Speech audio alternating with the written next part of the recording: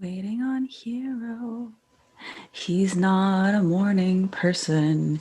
We record these in the morning, but he's not a morning person. And he is a few minutes late. Da da da da da. Hero's not a morning person. Boo, boo, boo, boo, boo. If someone wants to create a song that's called Hero is Not a Morning Person, that would be greatly appreciated. And here is Hero is Not a Morning Person by Rachel Leah Rosen. I hate you. Love me. Okay, you'll have to rewatch my personal intro to you. Oh, amazing. Good morning. I'm Hirozaki Tsuko Prince, and this is my early bird ridiculous co-host who wanted to start half an hour earlier starting in September, Rachel Leah Rosen. Welcome. How are you? I'm good. That's because I have to work. You know, we both have these jobs that actually pay us money that we need to survive. Because Netflix and Hulu and Hey You and I don't know, Christian Mingle don't want to, give us a series, TLC. Right? TLC. Yeah. Oh, yeah, of course it's still a thing. Of course, yes. I don't have cable. I don't know. We're also gonna get two Jewish best friends that don't make a lot of, well, I shouldn't say don't make a lot of money, but wish that they can make more money for what they're doing. What a beginning. I like it. I love it. I know. It brings us back just to our first actual guest that we had on the show, the one and only, and someone who I have and still have a very big crush on, Jeff Grace, who has joined in this evening in his time zone from Sweden, which I don't know why he moved to Sweden, but I'm curious to know why, and maybe you can speak to it. Well, of course you do, because you're privy. Of course. Yeah. And I just love it because he's like a couple minutes ago, because it's 5:30 p.m. there, and he wrote me, "You want me right on time, right? I'm ready, whatever." And then I wrote him back saying, "Well, Hero's not Hero's not a morning person, so he's not here yet. So just wait a few more minutes." Oh my God! Thanks for throwing me into the iceberg already. I love it. Both friends. So our first guest was, and going to have him on again after it being pretty much almost to the day a year since we started this podcast. And we can really have this banter, especially with Jeff, because we both know him as more than just a podcast guest. He is a friend of mine, a friend of ours. He's in the yoga community. He was in Vancouver for many years. And very specifically, not just any type of yoga, very much for different kinds of athletes. So athletic athletes that actually want to learn yoga, that want to use it to enhance their own sport, but specifically swimming. So he has something called Swimming Specific Yoga. He still has a website that he very much is flourishing in with his memberships, and he does everything pretty much online now, which is great because that's how he was able to move to Sweden as well. So why he moved to Sweden is because his wife is from Sweden.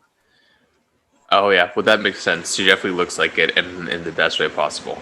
Yeah, so his wife, I don't know how long she had been in Vancouver for, but they did meet in Vancouver, and they decided to try, living in a different country. And it's only been a couple weeks, I feel like not even a month since he moved. And yeah, so he's a dear friend. He did teach at my yoga studio for a while. When I first opened it, he was always such a huge support. Just an amazing human being, always so supportive. And I know that it's always been vice versa with us, like supporting each other and what we do. And not only that, but it goes beyond even what we just talked about. It's also, he's a big advocate for mental health. In our first podcast episode with him, if you want to listen to that, it's definitely gets very deep into some of his experiences with mental health, specifically bipolar. He talks a lot about that with himself and his experiences, and even going so far as to doing stand-up comedy with regards to mental health and just kind of, putting a little bit more of a positive light or, humorous, I guess, light to having those kinds of challenges. And he's just an awesome human being. So look forward to having, and Yes. rambling on and on and on. He also has, I don't know which one of his parents are Jewish, but that was something that I actually forgot about in that first episode. His dad is Jewish, I think. There you go. And so Shana Tova, because today is Rosh Hashanah, Jewish New Year. So I was like, do you know that here? Yes.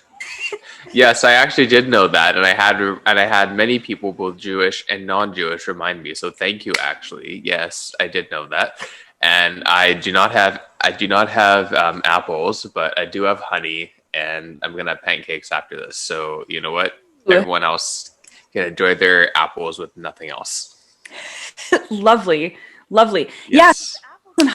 So I had to look that up. So it's like apparently apples were back in the day was known to be, I guess, like almost like a superfood kind of thing for healing. And then honeys, it's basically, we do a lot in Judaism. There's a lot of symbolism. So honey is synonymous with sweet. I guess that's an obvious thing, but to a sweet new year, to a sweet life, to apples and honey. I mean, both are sweet, but. Yes, and I find in some ways you're actually even sweeter than me. I was about to sneeze. Oh, love briut, as we say in Hebrew when we say bless you. Love briut. Oh my goodness. You know what's so bad? Like, cause I would just say Gesundheit, but that's German, is it? German. Yeah. Yes, it is German. Yeah, exactly. And when you say Gesundheit, you'd be like, Gesundheit! Because it goes in tight. Oh my goodness. I was dusting my house, so I'm just sneezing all the time. Oh, hi! Hey. Wow. You don't look like you're in Sweden with those gray walls and moving boxes in the back. Well, it's temporary. So our new place is very typically Swedish. So very white, very clean corners, very neat looking. Sounds like IKEA. Yeah, pretty much. I think it's better quality looking than IKEA, to be honest. But yes, I know what you're saying. It's beautiful. So yeah, you're still unpacking. I was just saying to Hero, how long have you been there now? What, like 3 weeks? Like not even? Almost a month. Okay. Yeah. August. Oh my God, August 10th is when I got here. Okay. Wow, you still got your Canadian accent. Congratulations. What a feat. Yeah. Hey, you know what? That's going to take a very long time for me to lose. It's gonna be whatever Swedish sentence ending with A. So. I love that. It's great. Easy. So I know we just kind of introduced you once again because it's been. I cannot believe it's been a year. Like actually, almost a year to the date that we had you on the first time around, and you were our very first guest, and that was so exciting. We definitely, shot the shit and talked a lot our commonalities. And I just actually said before we popped on Shana Tova because it's Rosh Hashanah. Perfect. I know, right? It's like none of us really. I'm like, wait. Yeah. I'm not going to let my Aunt Ida watch this, so I'm okay. Yeah, you're totally fine. And congratulations on your move. It's amazing seeing you in between the first episode and now in person a couple of times. But I was asking Rachel what inspired your move, and she mentioned a couple of things, including with your partner being from Sweden. Were there additional inspirations that wanted you to just switch things up and get out of Canada? No, not really, to be perfectly honest. I mean, it was once it was, well, I was going to say once it was proposed to me, but that's not actually the case. My wife asked me at one point when we were getting ready and different things were happening with my immigration status and whatnot. And she was like, are you sure about this? I want this to be for you as well, not just for me. And I said to her, listen, if I wasn't ready to move to Sweden, I wouldn't have asked you to marry me. Oh. But Aw. I may not have realized it was coming this soon. You said it, but yeah. Yeah, I mean, it's one of those things because, well, heck, it's uncomfortable as hell, right? But I have to say, I've definitely lived in a comfort zone for a very long time. I mean, North Van, love, and was very comfortable and doing my things there, and definitely getting outside of your comfort zone is a good thing. And I'm definitely, comfort zones here, and I don't know, I'm like somewhere over here. So Can we get like super just like down and raw right off the bat, because you just made me want to ask. Okay. Of course, Rachel. Yes. Go. Yeah, well, I, had to react to that. So I was just curious, because I know we also talked about, being, you being, I don't know, maybe it's been a while since you've actually advocated for mental health, because I feel like you've had a lot of stuff going on.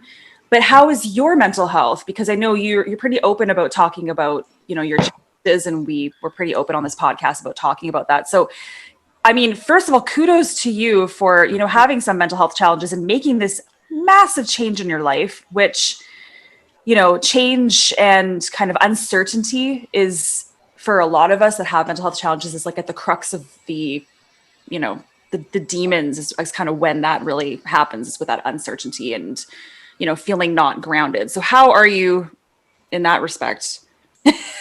When you say grounded, there's no ground. No. I have no idea what I'm walking on at the moment, or actually, I guess, sitting on at the moment.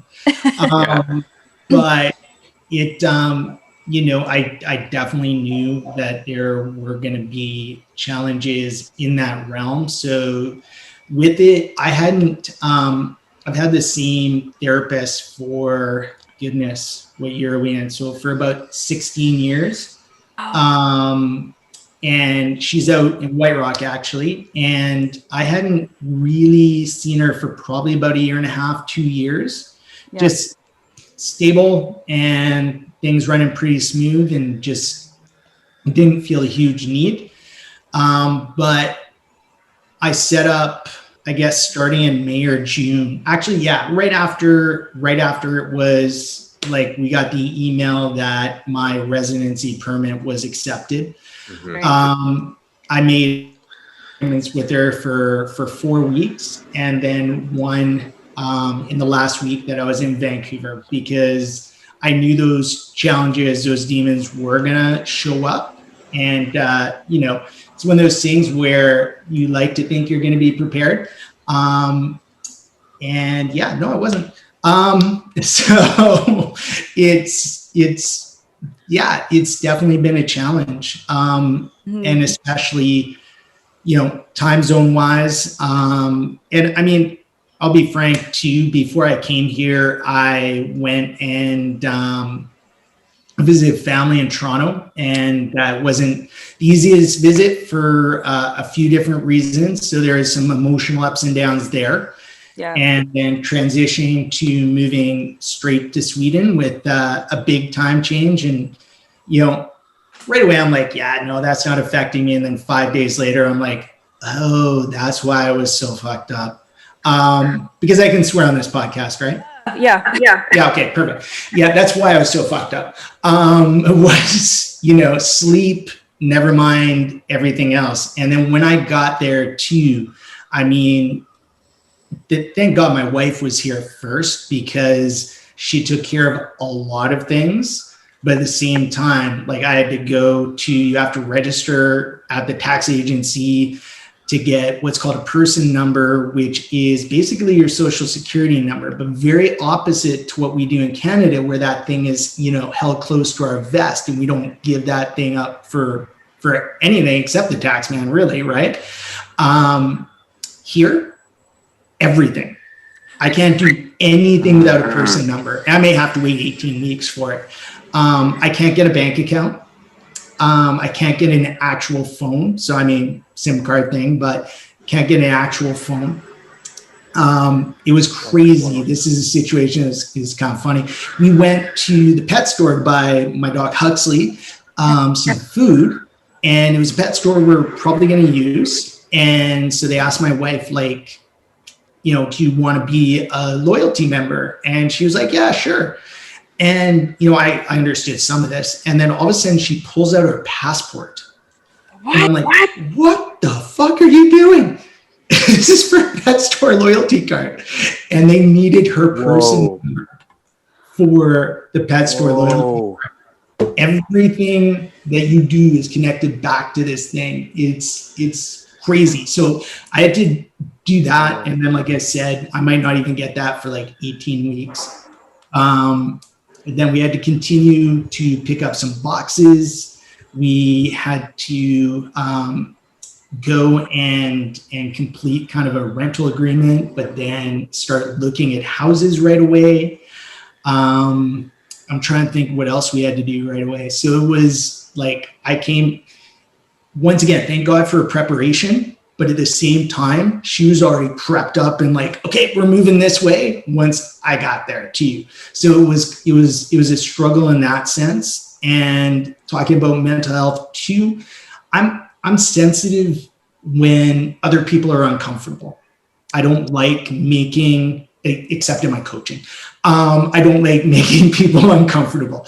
And so we were shopping for a bed, and there was a guy in one of the stores, and he was obviously not comfortable speaking in English. He definitely could, but every time there was something that he wanted to explain more, he switched over to Swedish. And thank goodness she was there. But for me, that process has been hard because one, I have some Swedish. I definitely don't have conversational yet, but I do have a little, very little. But it's my confidence level in saying things is very minimal. Yeah. And then when I sense that some people just, you know, don't want to speak it, maybe even not uncomfortable, but it's just like, I don't know, I don't really want to speak it sometimes, right? Or lazy, because I guess it takes effort, right? If it's not your first language. Well, I mean, you know, everybody here, definitely, I shouldn't say everybody, but the majority of society here can speak English quite well, right? Okay. And understand English quite well. But I mean, I don't know if I should say, I don't know what the hell the percentage is, right? But a lot of people don't speak it on a regular basis. So then when they are speaking it, they're not necessarily comfortable. Like another one of the bedding stores we went into, when we asked a guy to speak English, his first reaction was, well, I'll try. And so, like I said, I'm probably oversensitive to that, because he then went on and was perfectly fine communicating what the bed was to me. But my sensitivity of making other people feel uncomfortable in that way also kind of wears down on me. So really, it's interesting because this has brought out, getting to something we all have in common, the power of kind of my personal practice, right? Because I can't say I was extremely disciplined through all of that ground leaving me, but when I was with my personal practice, it was a huge difference. Yeah. A huge difference. Well, it's actually quite commendable that I mean, I think for those of us that maybe have been struggling, or not struggling, I hate that word, challenged with mental health for many years of our lives, that you had the foresight to do something like preemptively, right, before, you know, embarking on this huge thing. And that's different than having something kind of come into your life that's unexpected, like completely unexpected. This was planned. You know, I mean, mind you, maybe it wasn't planned for a long, long time, but at least you did have some time beforehand. So that's, I guess, huge. And, you know, people don't really always have the foresight or the time to be able to do something like that. So that's pretty spectacular. And like just talking about the times we're living in now, which are just still going on and on and on and on and on, and with COVID and all that kind of stuff, you know, it was one of those things that it did catch pretty much, well, I was going to say almost everyone off guard, but I'd say everyone off guard. Wasn't really something you could plan for. But, you know, now perhaps we can plan for just knowing that it's not going away and all those kinds of things. So that just kind of, I guess, steers me into the direction of what is it like in Sweden with COVID?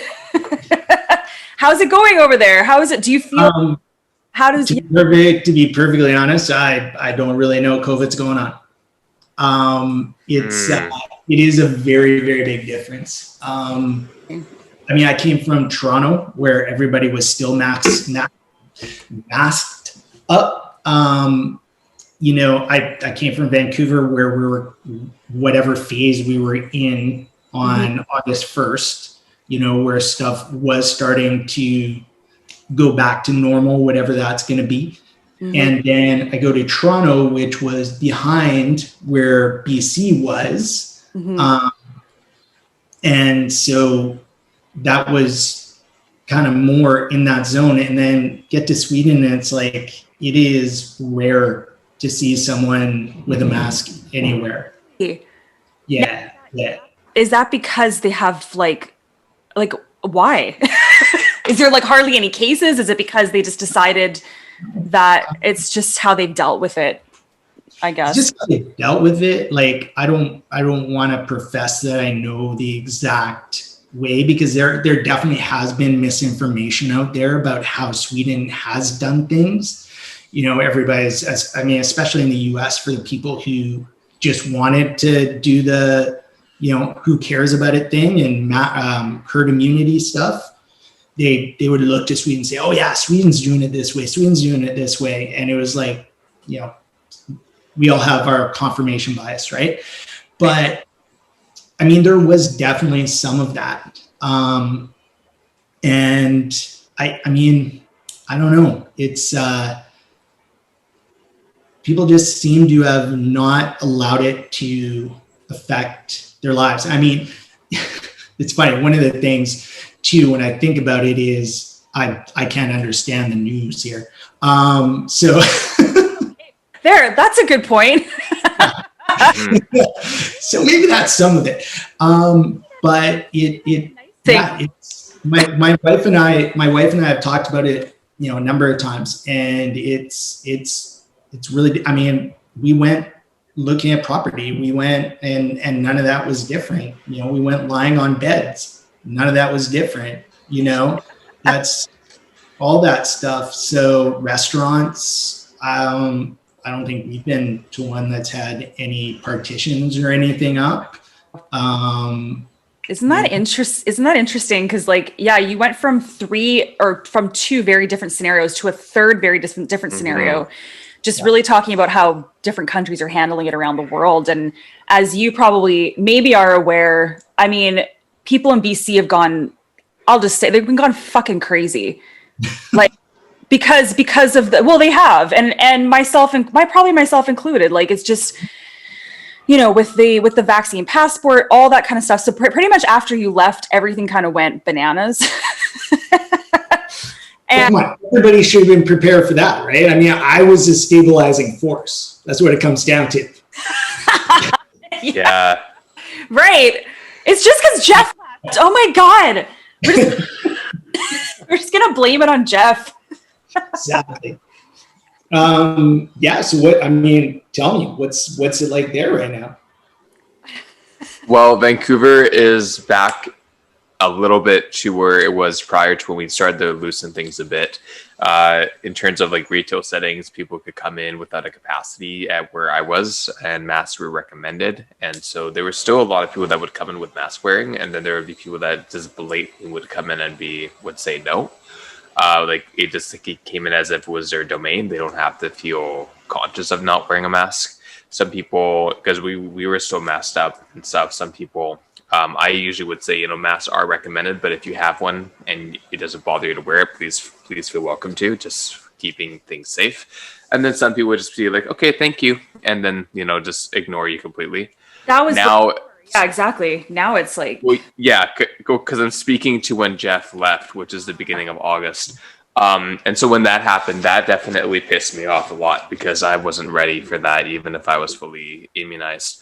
So then, when was it? Maybe was it September 1st or maybe the very end of August, perhaps? I think it was more like the third week of August.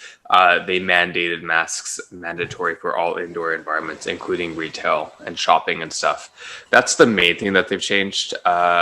Capacity limits, I think, are still based on each business's preferences and what they choose to set their capacities to, whether if it's groceries and stuff. I know, for example, like Starbucks as a general corporation, again, they had facial coverings recommended. Now it is mandatory, and I think it's going to stay that way all the way through. As far as vaccine passports are considered, as of September the 13th, at least in the province of BC, we will be required to show proof of our vaccination to be admitted entrance to facilities primarily that are not, that you're not in and out of really quickly. So anywhere that, just generalizing, places you would have to be in for at least 45 to 60 minutes or more. So indoor dining, movie theaters, concerts, anything like that, anything, especially high volume indoor spaces, including with a reduced capacity even still. And then I think that's it. I know in Ontario, because I am moving to Ontario, actually moving to Toronto, speaking of Toronto, in November. So talk about mental health and discomfort and going out of everything you know. I know that Ontario is releasing a 2-stage passport process. So starting, is it October, I think, October 13th, or I don't know. I could be getting this wrong. But anyway, initially you're going to have your September 22nd, you need to have your first proof of one dose. And then October 22nd, you need to have both. And then you need to show a digital version of it, I guess a code that it can be scanned.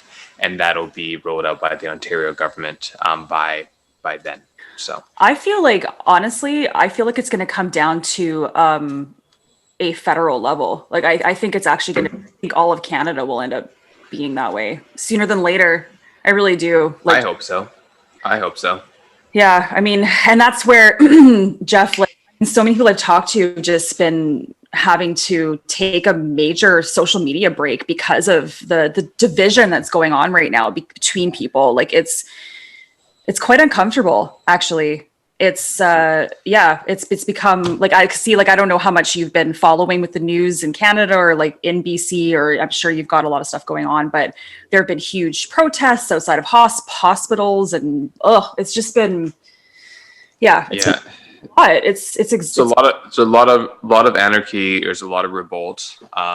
Human rights, Charter of Human Rights Act being challenged and things like that, and quite a lot of people within the yoga industry as well that are either pro science and totally in support, and other people that are more not very much on the opposite side, which is totally fine if they are, like, no judgment if that's how they feel. But bottom line, science is science, and you can't deny what's happening. And I do understand people in support of it, but also standing up for the fact that to be forced essentially to do certain things, to have access to other things that are not necessarily restricted to being human, I think it's a little bit far, because the science that's behind us is behind us for a reason, and it's not propaganda, So there's a huge exodus of yoga, and I don't know if it's the same in fitness, because not all fitness professionals are as new age or as spiritual, but certainly in like more spiritual yoga communities, more new age communities, things like that,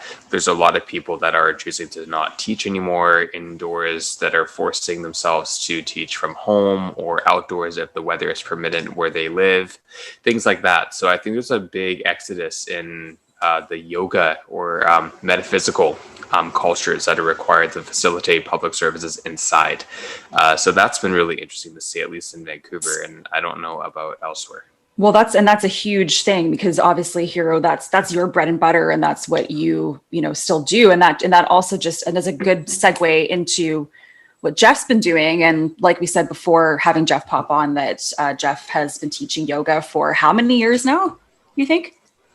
So 2012, so 9 years. coming on 10, I Yes. guess. Yep. So, Yeah, say around the same length as us. yeah, actually, I think for me it was 2013. So yeah, so 2013. Yeah. Yeah. You too, Hero? Yeah, I've been teaching for technically I've been teaching for 9 years, but I started teaching 10 years ago. Oh, yeah, awesome. So yeah, a number of years, and just with all these new mandates and stuff like that, it's definitely turned the yoga industry, especially in-person classes, on its head, I guess, so to speak. And yeah, so maybe Jeff, you got out at a good a good time. Like, I don't know. There's a lot of stress, a lot of stuff coming up, and but with that being said, I think you've been doing online mostly, or I'd say 100% of the time for a while now. Is that correct? Not 100, but close to it. Before everything went the way it did with COVID, I had already started. I guess, when did I start the online platform? In and around 2017. Okay. With the swimming specific yoga. And then once I found myself in a really fortunate situation with where I was working when everything shut down. Hollyburn Country Club supported their staff in a really great way. So I didn't lose a penny of what I would have been paid until we went back. I mean, we went back early June. And when you look at that for swim teams, like, that was stupidly lucky. There was teams that were out of facilities until October and November.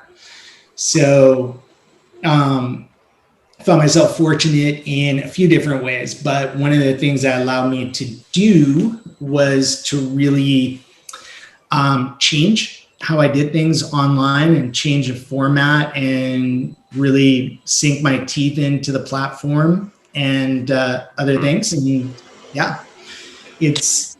Sorry, can you just explain what the platform is to? Yeah. So I've got an online yoga studio that is all centered around yoga practices designed specifically for swimmers and multi-sport athletes.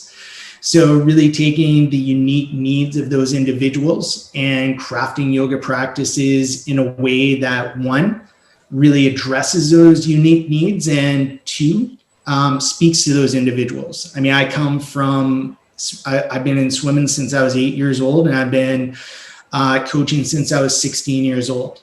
And so I've been in swimming a long time. And, we always like to talk about coach speak. Right. And if you want to be convincing a coach to do something, you got to speak coach. And also whatever this goes with whatever community that you're in, right? You need to have an understanding of the community to be able to communicate properly with the community. And so it comes down to not only talking coaches, but talking to athletes, young and old, and being able to take for lack of a better word, modality of yoga and really show where the benefits can be and reach them in a way that they're accepting of. Right. That's awesome. So how did your online platform, how did it change what did you do to tweak it to kind of fit the mold of what was happening? So, I mean, where I had it set up was, I don't know if I want to, it was rudimentary.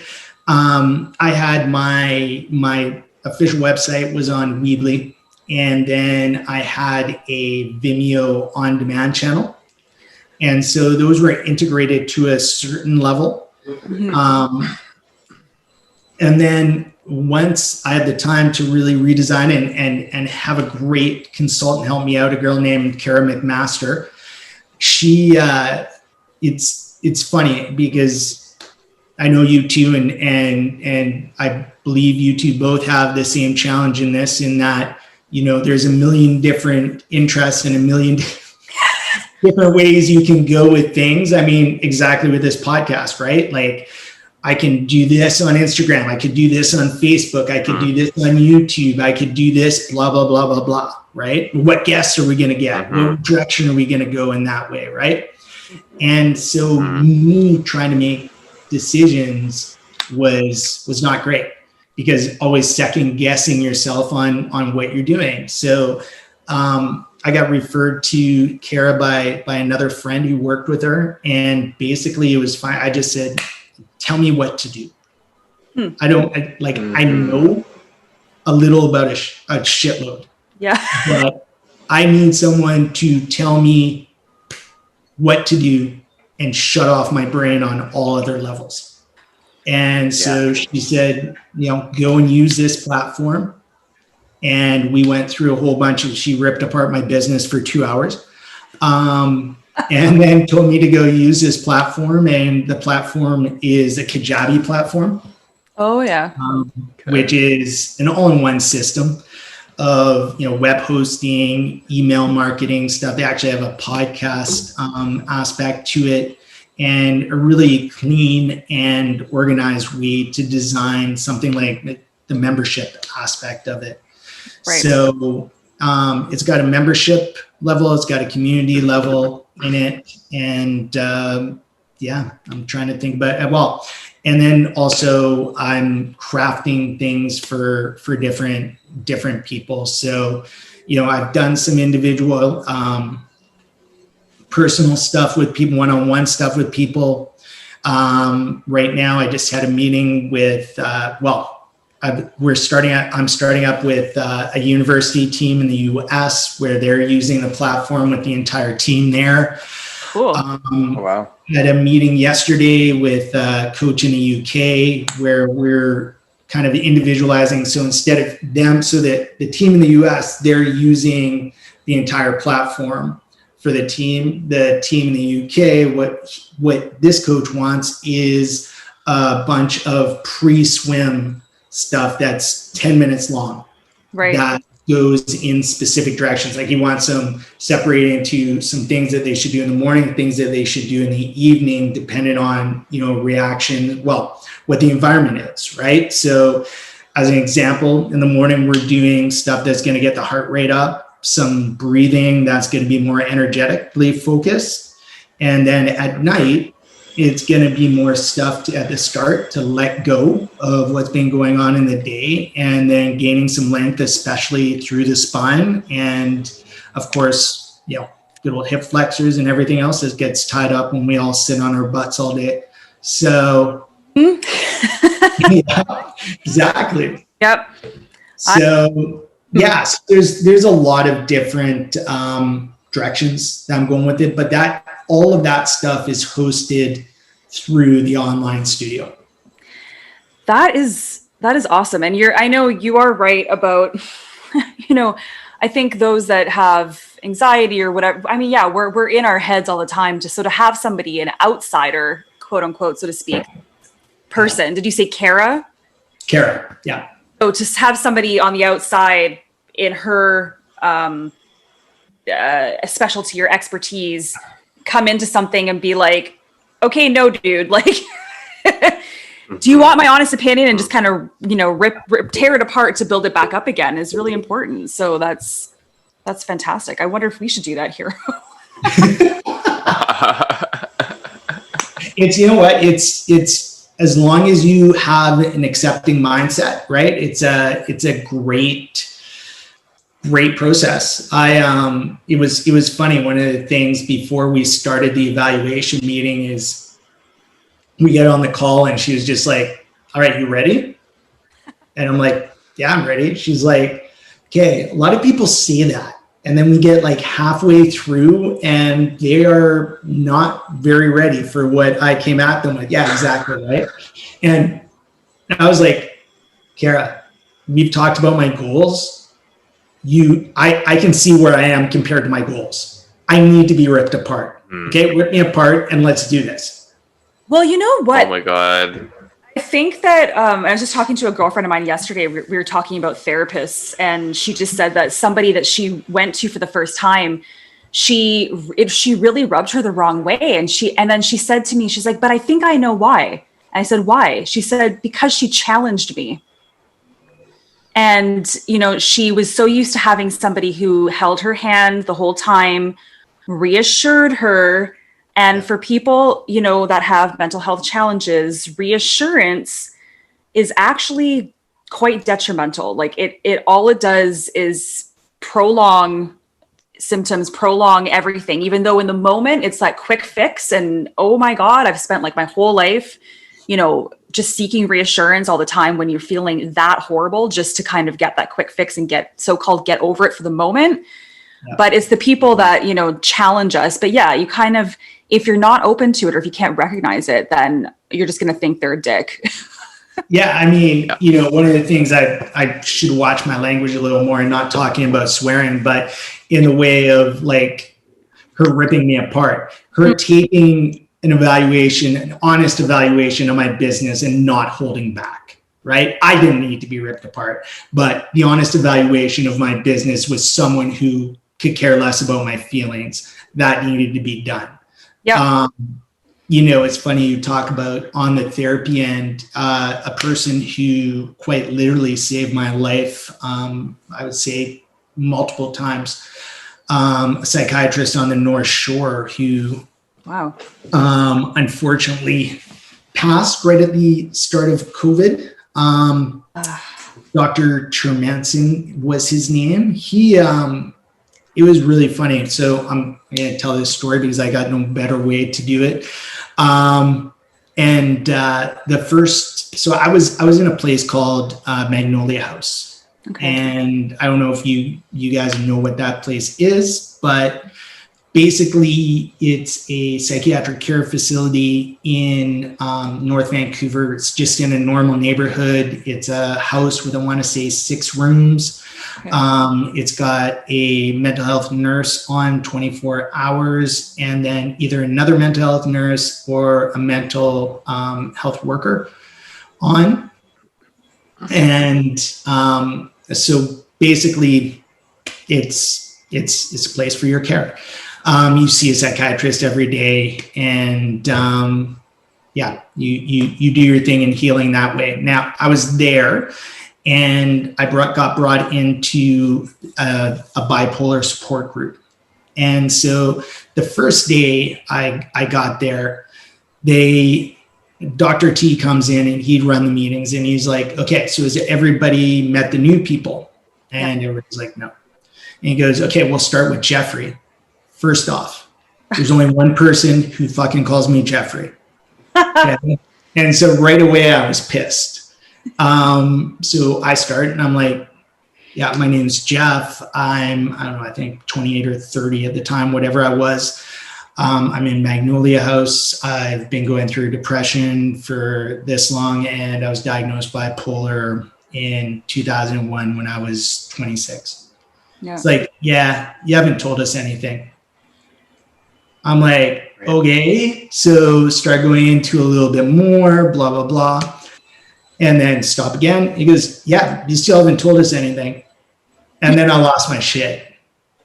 And just went off on, you know, I do A, B, C, and D that everyone fucking tells me I should be doing, and I still wind up in a goddamn place like this, and blah, blah, blah. One of the things, and then one of the most insightful things I've ever heard and needed at that point was, you know what? There's no guarantees in this ball game. Like, you could be the perfect patient, and you're probably still going to go up and down. In fact, he goes, you know what? I am going to guarantee you something. You can be the perfect patient, and you'll still go up and down. Yeah. And that whole process was funny because it did repeat itself in my visits with him.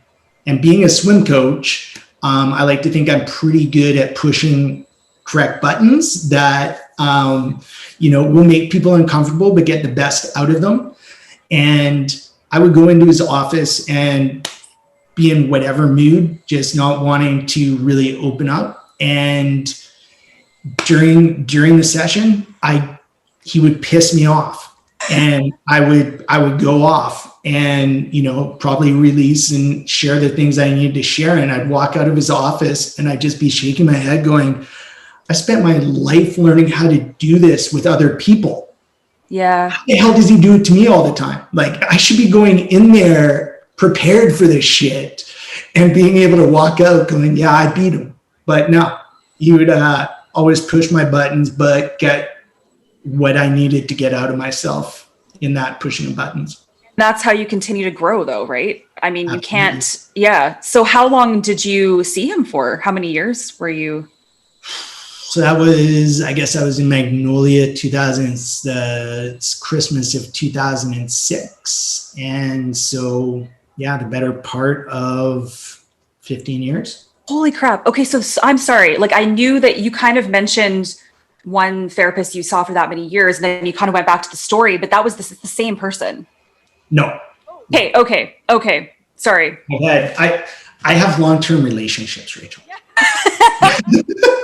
Great. No, that is fantastic. I mean, that's the other thing about therapy, or about, in that realm of people, I guess not even just therapy, a naturopath, a doctor, like whomever it is, if you find somebody that you really click with, you connect with, you hold on to them, right? Because it's not, I know lots of people that have gone through like numerous therapists or numerous doctors or whomever it might be. I mean, it's a very personal experience, right? And personal thing. Think about anything though, right? You can go at a much less, well, I shouldn't say much less influential level, because I mean, I think all the three of us, and probably anyone listening, has been influenced by a teacher or a coach or whatever it is.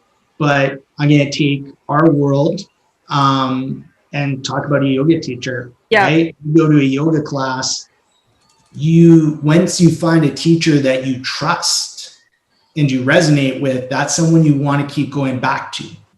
Right? Yeah. Because there's something about it. And that trust factor needs to be there in all those relationships you just talked about. That's a base foundation of anything that's about wellness, right? If you're working with someone to help improve your wellness, you need to have trust.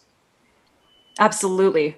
No, 100%. I mean, and otherwise then how are you going to grow? How are you going to learn and, all those kinds of things. So yeah, I mean, it's actually, not only is it rare, it's lucky. I think that you found someone so early on in your journey for that many years. That's like, well, it was, I mean, well, I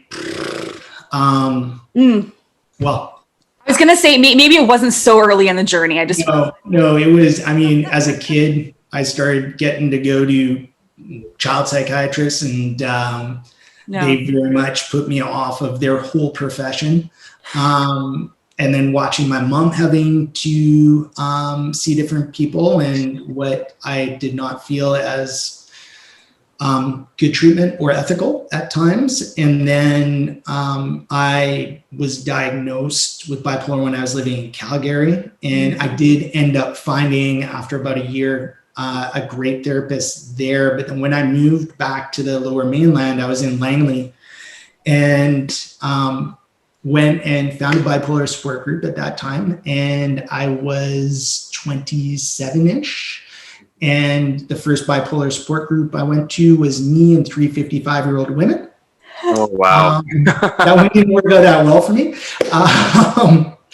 And then I went and saw a psychiatrist in Langley, which ended up very bad. And yeah, I don't care. I'll share the situation. He was fine with what needed from a psychiatrist in listening a little, and then going on the medical end. I went to my family doctor and said, hey, I need someone where I can talk a little more and talk things through. He said, okay, great. This is a person, and this is the first person I talked about. He said, this is a person that I recommend to people, and go see her. And So I did. And when I saw her, she asked if she could get in touch with my psychiatrist. And I said, yeah, absolutely. Mm-hmm. And in between this point in time, there was an appointment that he had to cancel. And then there was an appointment I had to cancel. Okay. And then I ended up seeing him. I went into the office, and I don't even know if he said hi back, but he goes, so I see that you have seen a therapist without my recommendation. And I was like, yeah. And I started going into how great she was. And he's like, well, I don't know if this patient doctor thing is the right thing then. What? Yeah. Because I went without his recommendation. So, so it took a major breakdown a few years later to end up finding Dr. T. It's all good. We're in a good place. I'm having fun in Sweden. It's all good. Absolutely. Wow. I think it just begs the question that like, what can, but you always fought for yourself. You always were an advocate. Like, you know, even you had those like real lows, but you were always somebody that still sought the help you needed. Yeah. Not everyone can do that. They have a bad experience and then they're just like, well, fuck this. Like, I can't get help. And then it, you know, maybe they never, ever, ever go back for help again and they suffer their entire lives. Yeah. So, and there's a lot of people out there like that. And I think the reason why we like to have these podcast episodes specifically with people such as yourself, such as Hero and I, is so that people know that there is someone out there for you. It's such an individual thing. Like, don't give up. It's not one size fits all, you know? Mm-hmm. It's very important, I think, to say that. And, you know, another thing I kind of want to say is because we talk about psychiatrist versus psychologist, and you know the marrying of the two, and you know doctors working together and all those things, which I think is so important that they work together instead of butting heads, which is ridiculous. Like, even when it comes to Western medicine versus Eastern medicine, whatever, like, work together, because there's a time and a place for everything, I believe, and I love the communities where they can work together. I guess what I wanted to say is, unfortunately, maybe I'll put my foot in my mouth here because I don't really know if this is, I think it's still the case, but specifically in the US and with overprescribing things, I think it kind of happens in Canada too, but there still is a stigma when it comes to medication. Yes. Especially in the realm of the yoga community. And I know that that's also probably where I don't want to get back into the vaccine passports again, but I know that, you know, putting something that might be chemical or foreign in our bodies is maybe not holistic or whatnot. Hey, like, I know we're all on medication. I'll just say I am. I know Hero is. I don't want to just put words in your mouth, Jeff. I feel like you are probably. Hell's yeah. Yeah. And so there still is a bit of a bad reputation when it comes to meds. But it's because there are people in the industry that do abuse them. True. They give that, you know, I don't know if you want to speak to that. I know you have a lot of experience. You said you've had bad psychiatrists in the past. You know, what does someone need to look for? Because I think that when you're in that state of such vulnerability and you are so down in the depths of hell, mm-hmm. you basically are looking for anything. So you will grasp onto whatever that is. Like, I know I'm kind of moving back and forth, but I remember even having an ex when I was like 20 years old, and he was extremely vulnerable. There was a history in his family of mental health, mental illness. And the first psychiatrist he went to, maybe was the same person, I don't know, but the psychiatrist gave him a medication. I don't know what it was, but I was with him at the time, that was only supposed to be temporary. But the doctor didn't tell him that. He was just like, no, you take this. He got addicted to it. He ended up having to go into rehab. Like, he ended up putting him on like a number of things. It was hell. Whoa. Hell. So, I mean, like, that is why there's a bad reputation around, because you hear these stories. But the success stories, I think, far outweigh those horror stories. Now, I guess from your experience, how do you filter through these people, or how do you, you know? I mean, there's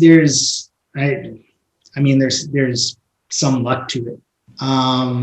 Really, in the way of being in North Vancouver, and having that whole experience that I talked about, being in Magnolia House, and that was a place where I was observed, for a 3-week period, and we experimented a little bit with different medications, because the medications that I had been on at that point had taken away the nice side of my bipolar and left me with the shit side. I'm lucky, once again, my hypomania has never gone into a bad manic zone. It's only created, months where I only need 3 hours of sleep. I'm extremely happy, extremely productive, and you'd have to ask other people, but I think I'm pretty damn charming. I can. It left me. It left me with my dark period still, right? So it took away that, but it left me with it down. So when I was in Magnolia House, I was lucky to find a combo, and I have another illness that complicates things a little bit. So it was really lucky that we found a combo, because this one I definitely have to be on meds for, which is narcolepsy. Right. So at that time, why I keep saying I'm lucky with this whole combo thing is because I've seen a lot of people go through having to experiment a lot, and it's not fun. And all I can say from my personal experience is that, and also watching friends, is that using something that can help you in an acute time to try to lift you out of it, and then going and saying, okay, I'm lifted out of it. Here are a bunch of coping strategies that I can cultivate for myself. Like, once you're lifted out of it, maybe then address your sleep, address your nutrition, start a morning routine where you're journaling, where you're doing, where you're doing a little bit of yoga, where whatever it is, whatever floats your boat, right?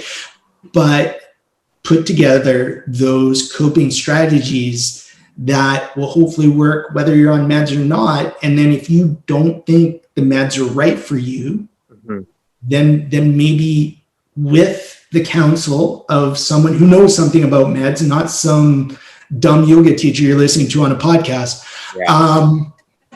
Maybe it's a right thing. Maybe you can wean off of it and have those coping strategies that are there as your foundation, as your base. For me, this concoction of modafinil, which is my narcolepsy medication, which, on a side note, people abuse as a smart drug. So I really don't want to know what I'd be like off of it. Wellbutrin, which is antidepressant, and then lamotrigine, which is a stabilizing antipsychotic. Yeah. That combination has worked for me for a very long time, and I don't want to chance being off of it, to be perfectly honest. If I'm okay with putting a foreign substance in my body, if it I'll say it this way, that maybe it is doing harm to my inners, but I can tell you I'd be doing harm to myself if I wasn't having the assistance of the medication. Now, absolutely. Having said all that, and this is kind of where I am with everything, because I believe in personal freedom and personal choice, and it's that's what's worked for me, right? I'm not telling anybody that's what they should do or anything else. That's my experience, and like I say, I'm just some dumb yoga teacher and swim coach on a podcast right now. So no, my God, no, I know what you're saying. You're not a doctor. You can't give advice, clinical advice, medical advice. But it kind of sounds to me really that summing it up, you need to find, okay, if you're meeting someone for the very first time, like a psychiatrist, I mean, they can't just know you on that first visit. So and this is just my opinion, but I feel like I feel like if you went to somebody for the very first time and they're just like, okay, no, we're putting you on this right away, maybe a little red flag. Like I feel like unless unless you really are going to cause harm to yourself and they can see that. I mean, obviously there are exceptions, but I feel like, you know, somebody really needs to get to know you. Like you said, you were observed for a few weeks. There was a process, right? Yeah. And that, I think, just comes to the conclusion or the summary of really nothing is a quick fix, really.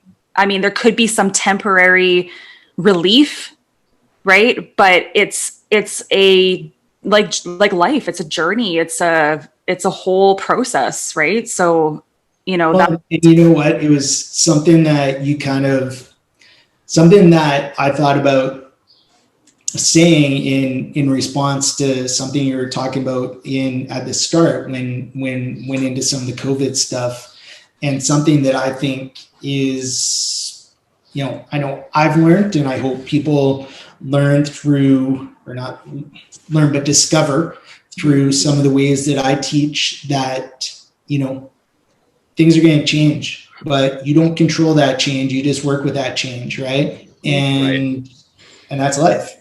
Right. Mm-hmm. That's life. You do your best, something's going to change, and then you just got to respond and work with that change. That change might be exactly what you want. It might not.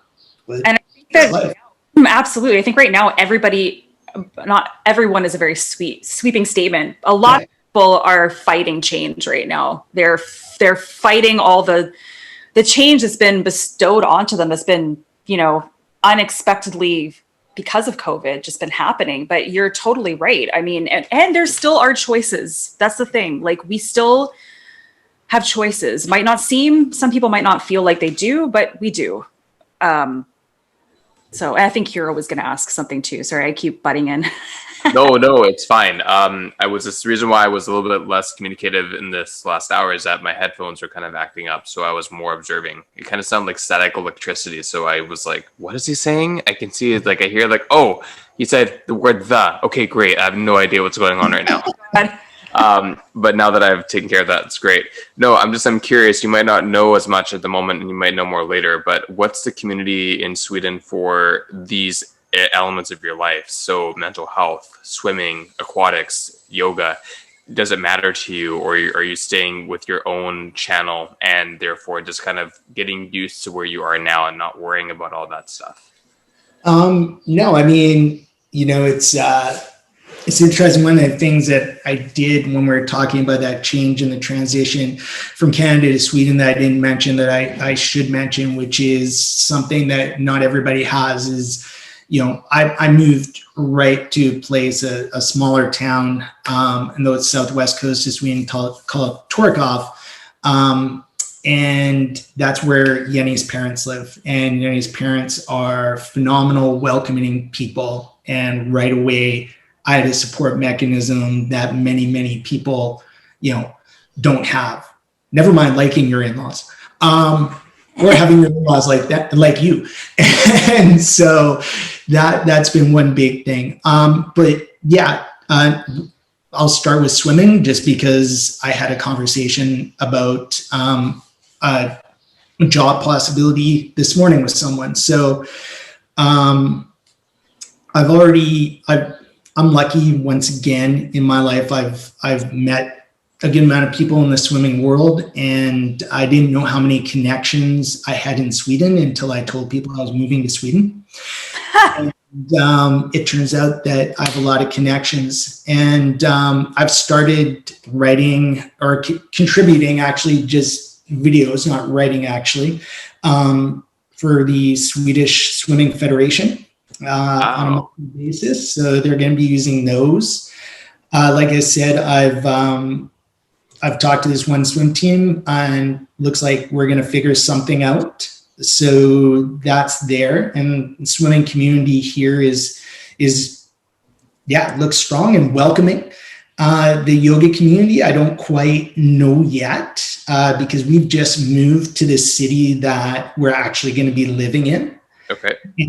But I'll tell you something that's cool. And I'm not much of a social media guy. I have to get so much better at it for, doing a better job for the community that is part of the swimming specific yoga community. I have to do a better job for them of being engaged social media wise, but I'm very not engaged in my own social media friends or connections or whatever you want to say. But one of the things I was really nervous about before coming here and especially to Gothenburg where we're actually living was that social aspect. Mm-hmm. So we're part of two groups. One is Canadians in Sweden. Huh. And another one is expats in Gothenburg. Oh. And so the Canadians in Sweden one was funny. It was a while back that I actually put in a note of, because we're actually part of another group called Candid Information on Moving to Sweden. So I had all my serious questions there, and then I had those answered. And then I put in the Canadian one, like, hey, what are 3 things you would say that would help a Canadian get acclimatized to Sweden? I know all the official things that I should do once I get there. And it was hilarious because we ended up getting invited to Thanksgiving dinner if we were going to be living in this one area of Sweden that we were going to be living in, or we originally were going to be living in. When I went and kind of expressed my anxiety in expats in Gothenburg or Canada, I can't remember which one. Anyways, I think it actually was Canadians in Sweden again. But specifically now put Gothenburg, and then I put what Yenny and my kind of interests were. I've already got a crew to go climbing with. Oh, wow. Awesome. Yeah, like I put down, like one of my interests is rock climbing, and I had someone chimes in, blah, blah, blah. You've got this gym, you've got this gym. In fact, you know what? I want to go bouldering again. So once you get into town, let me know and we'll go bouldering. And then all of a sudden, like, an hour or 2 later, somebody puts down, if you guys don't mind, I'd love to come. And then an hour later, somebody puts down, I'm in. It's like, wow. Bouldering crew. That, right? And it's all Canadians, right? So at least you can speak the language. They might be a bit more seasoned with living in Sweden to give you some understanding of how to navigate the land. It's a really great community. And there's another woman in there that was super cool. She was, kind of gave some hints on places to go and things to experience. And then she's like, you know what, if you guys want, just get in touch with me when you get in town, and I'm more than happy to show you different spots. That's great. Like, yeah. It's so perfect, right? I looked up the little town of did you say Torkov? Yeah.